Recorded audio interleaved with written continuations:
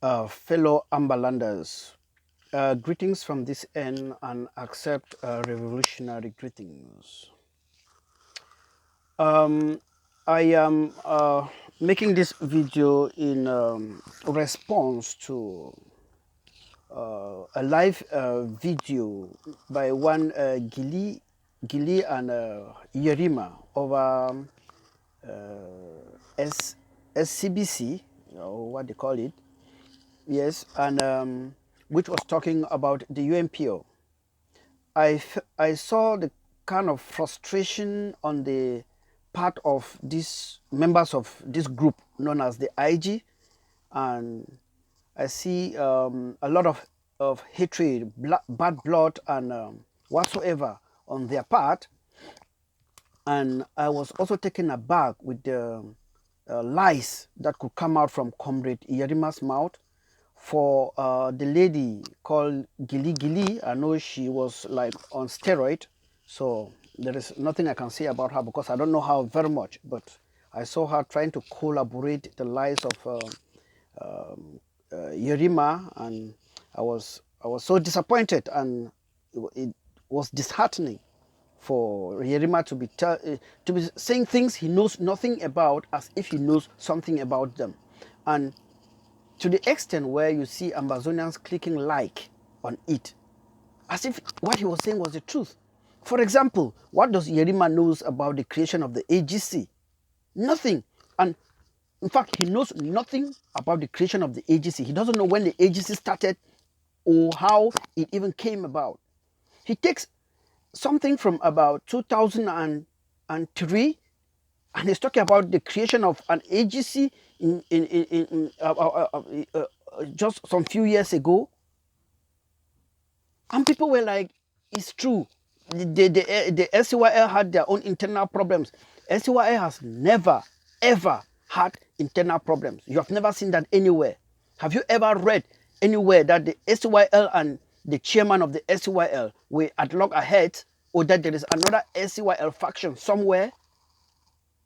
So, what the hell are you trying to say? In fact, it is nice that in this revolution, no matter how you hate a group, when you come out to say something, say the truth and nothing but the truth. And it is also good that this SCBC, which is almost like a CRTV, should also try to get the opinion of the other people of the other side, from the other side, because without that, people will keep being fed with the lies, just like the CRTV does. They cook, polish, and narrate everything to suit the regime in power, and the opposition has nothing to say about it. That is just SCBC. For instance, why can't they call Prince Ayamba to let Prince Ayamba explain how far we have gone, how much we pleaded with SCACUF that they get registered into the UNPO. We have correspondences, and all what they would tell us is how many countries have gotten independence because they were involved with the UNPO. What, since the SNC had been with the UNPO, what are the benefits? These were the questions they were asking us. They saw no benefit. In fact, they saw no use for us being with the UNPO. No use. Let Comrade Yerima say the truth. In fact, I've never even seen him in any SCACUF meeting. I've never even seen him in any deliberation meetings. I don't know where he's getting his trash from. He's talking about people contacting him for the UNPO issues. Let me tell you the truth. If we are to go to the UNPO, we do not need Yerima to go to the UNPO. The UNPO office is here in Brussels. The Secretary of State of the AGC works there live and talks and do whatever he wants to do with the people and the Secretary of the UNPO. Why do we need Yerima for? He said when they formed the AGC, we called him to be a leader of the AGC, or whatever trash he's talking about. During the formation of the AGC, we said, okay, let us have representatives from all the groups.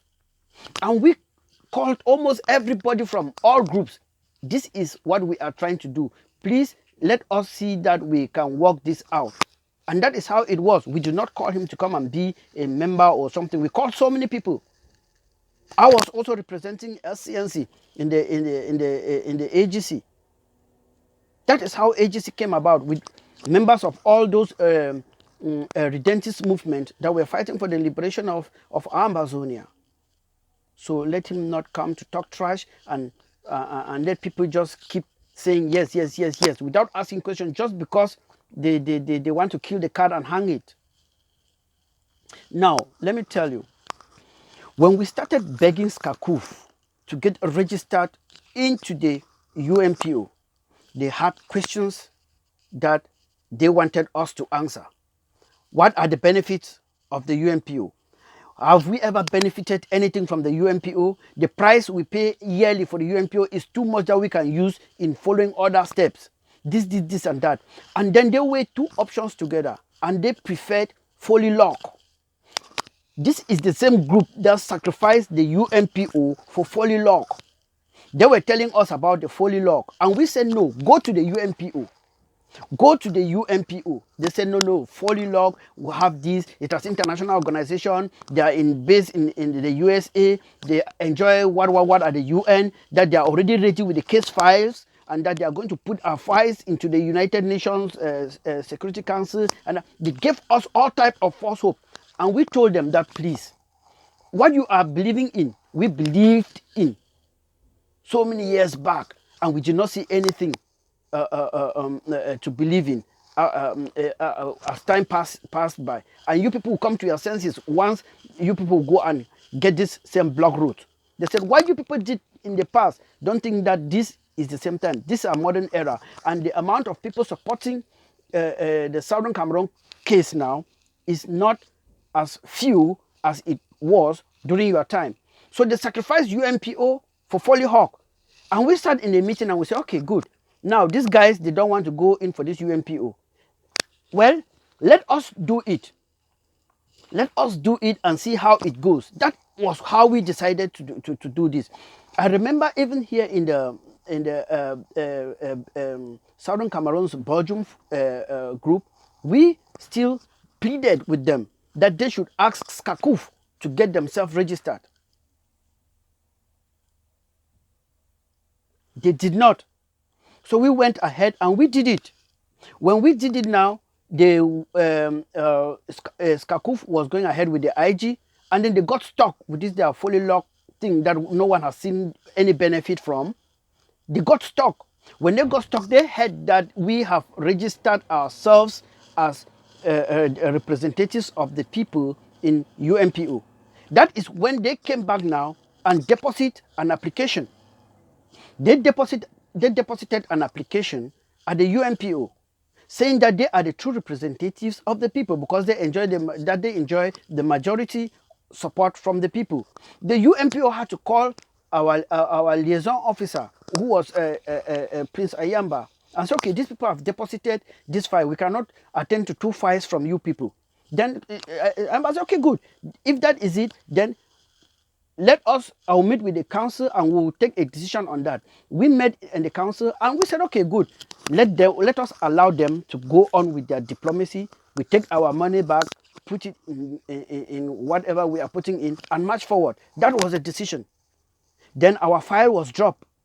When our file was dropped, the UNPO started calling those members whose emails, addresses, and numbers were given as contact persons for the IG. None of them were responding to correspondences. None of them were responding to correspondences. And none of them was even a part of those who were arrested. So, how we were all dealing with the war in our territory. It was not only the IG that was dealing with it, agency was dealing with it. We were all dealing with a refugee crisis. It was not only the refugees don't belong to the IG, for God's sake. They are not the properties of the IG. They are Amazonians. And all Amazonian groups are concerned about the refugee crisis. And all Amazonian groups are concerned about the killing, maiming, and rape and war going on in the territory. It's not only the IG. So they should not say that because of that they could not be responding to this. Then that shows the laxity in the nonsense called IG. And international groups like that, because of the refugee crisis and what is going on in the country, you could not respond to diplomatic correspondences. And then you call yourself a government? Fuck shit. So these guys, they got back to us and they said this, we cannot get contacts with these guys. That's when SS had to call Yerima. These people have been writing, they are complaining to us that nobody is responding. Can you submit some names for those who are available to talk with these guys? Yerima submitted some names. And those people answered 2 or 3 correspondences and they never answered any again. So they called back SS again. And Prince Ayamba had to call the commander-in-chief of the AGC, who convened a meeting.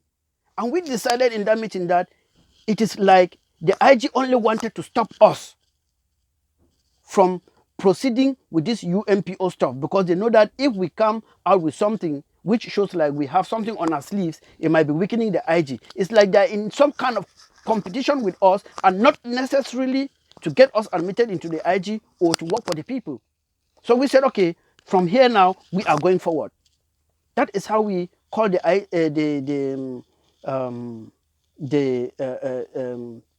UNPO and asked them to bring back our file.